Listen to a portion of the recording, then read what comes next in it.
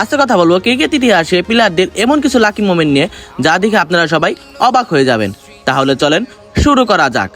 যখন কোনো batsman run নেওয়ার জন্য দৌড় দেয় এবং সে ক্রিজে না পৌঁছালে ফিল্ডার তখন স্টাম্পে বল থ্রো করলে তখন ব্যাটসম্যান রান আউট হয়ে যায়। কিন্তু স্মিথ একবার এরকম রান আউট থেকে বেঁচে যায় যা দেখে সবাই অবাক হয়ে যায়। অস্ট্রেলিয়া এবং ইংল্যান্ডের একটি টেস্ট ম্যাচে স্মিথ একটি শট মেরে যখন সে 2 রান নিতে যায় তখন জনি বেস্টো তাকে রান আউট করে দেয়, যার ফলে এই ডিসিশনটা চলে যায় থার্ড আম্পায়ারের কাছে। আর রিপ্লেতে দেখে সবাই এটাকে আউটই ভেবে নিয়েছিল, কিন্তু অন্য অ্যাঙ্গেল থেকে দেখা যাইতেছিল যে স্মিথ ক্রিজে না ঢোকা পর্যন্ত স্টাম্পের বেল একটিও পড়ে না, যার ফলে এটিকে নট আউট দেওয়া হয়।